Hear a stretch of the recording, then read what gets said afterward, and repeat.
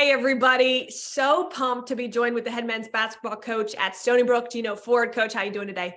I'm doing great, Carly. How are you? Oh, awesome, man. I Awesome. really appreciate your time. And we were talking about this just before the call. This landscape of the conference looks a lot different this year. I know being in Long Island, you're familiar with Hofstra, Coach Claxton, that type of thing, but brand new landscape. How exciting is that for you and your young team?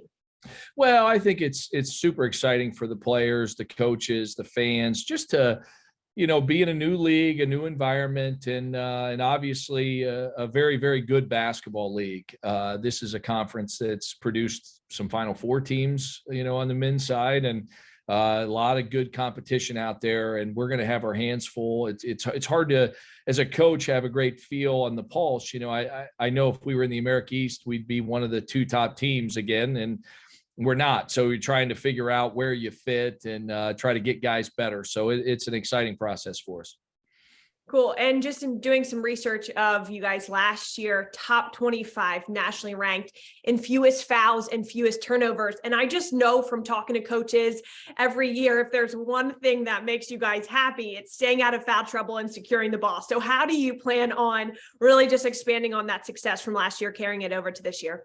Well, it's going to be a challenge because we had a really veteran backcourt a year ago, and now we've got kind of a youthful perimeter, and so they hear it every day. I mean, I think all coaches, they hate turnovers, and so we're trying to instill that and keep that as a positive for us. I think taking care of the ball is something we should be good at again, but it's going to have to be because as we get in this league and you're going against, I think not only the teams, but, let's be honest, the environments that you're playing in on the road, the attendance is pretty good at most of these universities, and the venues are nice and they're loud and they get big crowds in there. So hard places to play. And that'll be a little unique for us other than some non-league games we had. And certainly, we've played in big games before, but now we're going to have to be able to do it night in, night out. And I'm excited to see the growth of some of our younger guys.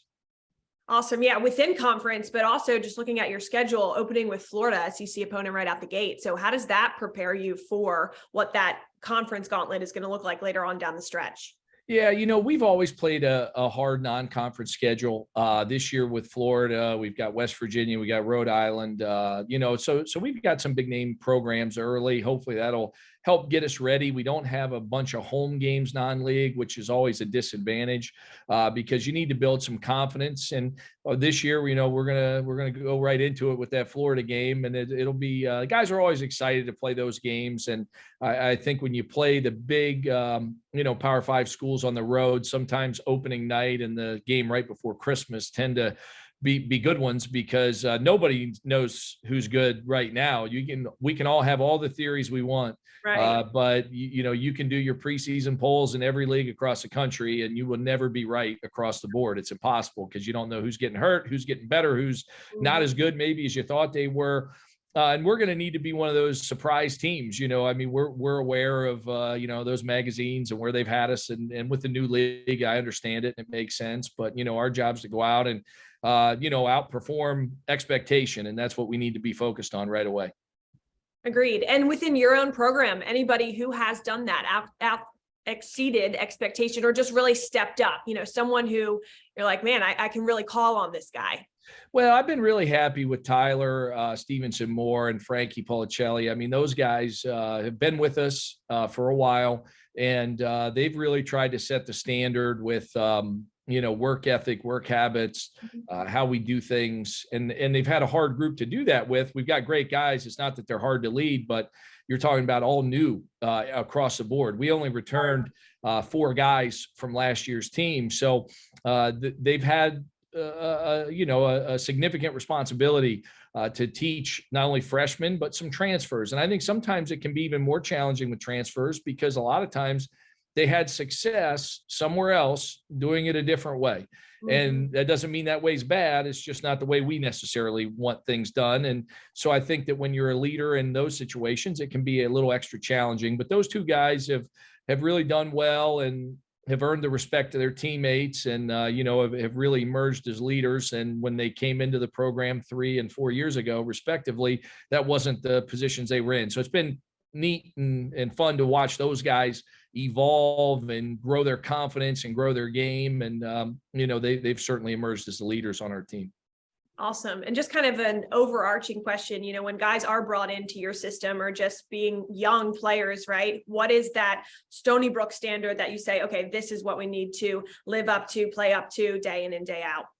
Well, I think, just like everybody tries hard to do, and it sounds like coach speak all the time, but, that team first mentality. And we're in an era where that's so hard to create and hold yourself to, because you get on the bus after a game and you're going to have 30 text messages, and they're all going to be from people who love you and care about you and have known you longer than your coaches or teammates have. And all those messages think you should have played more, shot more, scored more than you currently do or did. And it's going to be somebody's fault, and it's not going to be the players. And so, they have to manage some really difficult demands and criticisms and evaluations from people that do love them and do care about them. And so that can be tough. And I think that when you're in a locker room today, the guys have it a lot harder than they did when I played in the 90s. I mean, we didn't have cell phones. I didn't, wow. That was, I'm that old. Wow. And so we didn't have any of that good stuff. And, you didn't get that kind of feedback. And if I talked to, my parents or a family member, it wasn't until the day or 2 days after the game. And right, honestly, they couldn't watch them anyway. If they weren't on national TV, it wasn't streamed. I mean, our people can see every game we play. And so I just think the kids have a hard time consistently keeping it about the team. And I think that when you do that and you have an overarching group that really makes it about the team, you can overachieve and you can have a nice year and you can pull upsets and you can maybe make a run in the conference tournament. But, if it gets about yourself, it's hard to, if your mind's in a bad place, it's hard to be productive. And I have one more question for you. I didn't plan on asking this, but hopefully you have just a minute or two. In a world where we have so much access, cell phones, media, you can read what people are saying about you, whether it's true or not. You just have that at your fingertips, like you said, instantly after a game. How do you teach players now who are young, teenagers, to ignore the outside noise? How do you do that? Well, that's the challenge. I think you got to build trust that they've got to trust that the program has their best interests and that we're holding everybody in the locker room to the team standard. And it's not just them. We're asking everybody to do the same thing. And even then, when you're young, it's really hard because, in high school and honestly, if you look on rosters, and our roster is not unique, hardly any of our players went to one high school for 4 years. And so when the kids bounce around schools, they certainly bounce around travel programs quite a bit at times. So, sometimes the experience isn't exactly what they want at that second. It's easier to start wondering what else you could do. And then later you find that it's usually not any better and it's just a different place. And there's always going to be problems and challenges that you have to overcome. And I think you'll find that throughout the course of your life, like I have, and many of the rest of us my age have. So, I hopefully that they just want to be about winning and be about the team. And I think when they do that, they have a better experience. I think the team is better. It's a better group to work with and be around. And I've really enjoyed this group. I mean, we don't have a lot of game experience. We don't have a lot of points per game back. I mean, we're probably 17, 18 points per game returning and only have one guy on our roster who averaged double figures at the Division I level for an entire season. So we're very new, but I like the group and they're working really hard. That's awesome. Looking forward to seeing what you guys produce and just can't wait to get to know you all more. But thanks so much for your time today, Coach. Thanks for having me.